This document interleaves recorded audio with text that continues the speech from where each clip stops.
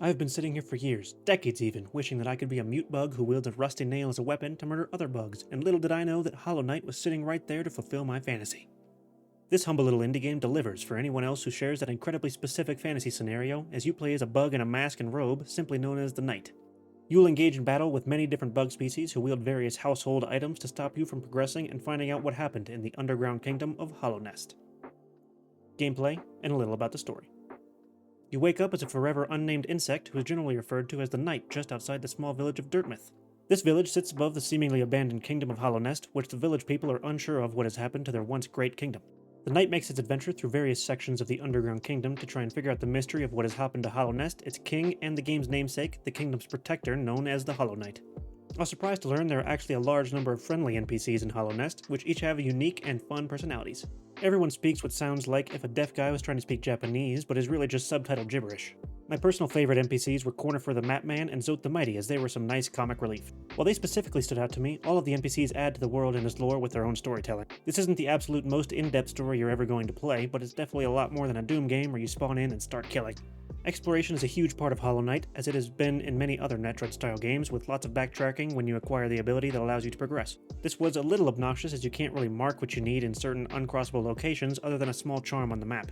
This mechanic will be annoying for anyone playing over multiple sessions as I did, where I returned to the same location multiple times without being able to progress because I couldn't remember what was at each location that I marked or what the little map charms meant to me. I recommend writing it down outside of the game, which is definitely a knock on Hollow Knight's design. To go along with the exploration, your progression is nearly exclusively tied to it.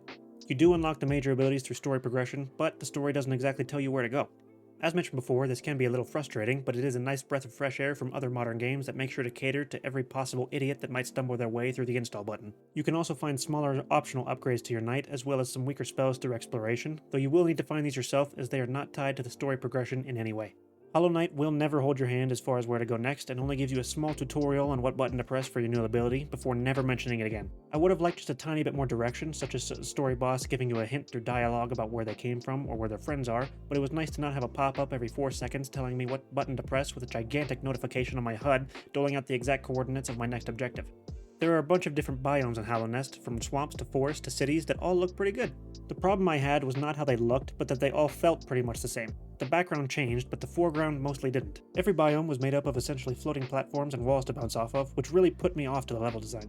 There is one biome that lets you bounce off of some mushrooms, but I would have liked to see a lot more uniqueness to each biome and how you traverse it. Outside of combat, the biggest part of the game is platforming, which mostly feels solid. You can jump, dash, and eventually double jump to reach some of the previously unreachable areas, as well as use your nail to bounce off of various objects in the environment. This wasn't super unique, but they did execute it well without any of the jank that's present in other games that force platforming. It did get old traversing the same kinds of environments all the time, but the platforming itself felt pretty good. Now onto the combat itself.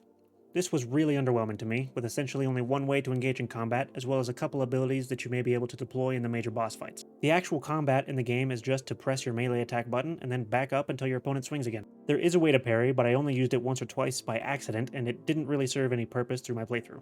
You swing, you back up or jump over their attack, and you swing again. You also gain Spirit, which is basically Hollow Knight's mana, by hitting your opponent with attacks. This Spirit can either be used to heal or for your spells. Speaking of spells, there are several that you can use, such as the Vengeful Spirit that was a ranged attack, but it was hard to justify using these because you need to expend your spirit to use it, which means that you will be unable to heal. The only time you might be tempted to use one of these spells is during a difficult boss encounter, which is really when you need to heal the most. While the combat was not all that interesting, I did find the bosses to be very well designed. There is a wide variety of attacks that they deploy against you, such as ranged attacks that you need to run from, melee attacks that you need to jump over, or area of effect attacks that you need to find the sweet spot to stand in. Especially for a 2D game, this was particularly well executed, and I found myself really looking forward to the boss battles, while the map traversal was kind of a chore. Sound, music, and voice. The only voice acting is the gibberish that each of the characters speak, so don't come in looking for masterful Oscar-worthy performances, but this serves its purpose as Team Cherry based their story and lore through text. I was very disappointed with the sound effects in Hollow Knight, with the attacks sounding real, well, hollow, and nothing having any real pop that you like in a combat-focused game. Now, I do understand that all the inhabitants are insects that are pretty close to their actual size, but I would like to hear what's happening from their point of view rather than a human onlooker. Everything that goes on here sounds how it might sound in real life. Normally, that would appear to be an incredible praise, but when your subjects are the size of ants, it just makes everything sound really quiet. There are lots of tiny little dinks rather than hard-hitting pops, and unfortunately, it makes the already weak combat feel even worse. Now that said, the ambient sound is incredibly interesting and well done. I like the noises the mushrooms make, as well as how the night sounds walking and jumping around, and the background sounds of the other insects flapping their wings and traversing their set areas. The music here is also really well done, and is arguably the strongest part of the game. Each biome has a unique sound palette, as well as extremely unique and intense tracks for the bosses. There is a whole lot of piano through all the tracks, but this is particularly noticeable in the traversal, as it gives you a real sense of bleakness and longing to keep you engaged throughout your journey. My personal favorite track is when you fight the Mantis Lords, where the piano is replaced with a harpsichord, as well as backing strings instruments that make the battle feel way more intense than it was when just looking at the combat. The classical music style in Hollow Knight fits the aesthetic perfectly, and while the map traversal itself isn't particularly interesting, the music makes it all worthwhile. Graphics and art.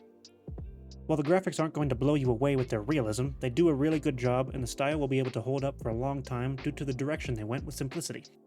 They aren't low poly, so they won't age out quickly, but Team Cherry also didn't go for ultra realism like a Witcher or Elden Ring, where new technology will make them look dated.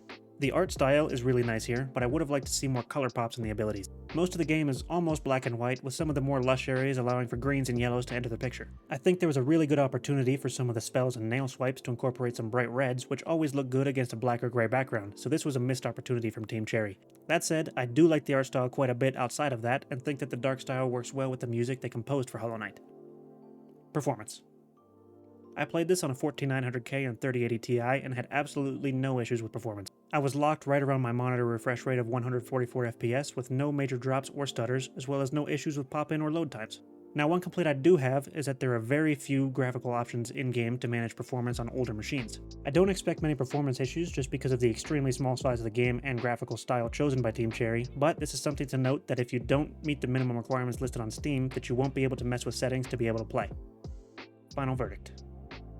Hollow Knight is currently listed on Steam for $15, and I think that's a pretty fair price for what you get here. The story took me about 19 hours to complete, and there are still plenty of post-game bosses for me to defeat that I will be returning for that will add to that completion time. Now, while I did enjoy this game quite a bit, it did not live up to the hype surrounding it. Hollow Knight is a pretty simple Metroidvania-style game with some major flaws like tedious exploration and simple combat, and while I do feel that the $15 price point is fair, I would not pay much more than that for Hollow Knight, and don't feel like it's the best Metroidvania ever, as I have heard all over the internet for years. That said, Hollow Knight is not all that difficult and is a real fun time for just $15 compared to other AAA games that are trying to pick your pocket for a $70 buggy piece of shit. Give it a try, and you'll get 20 or so hours of solid entertainment.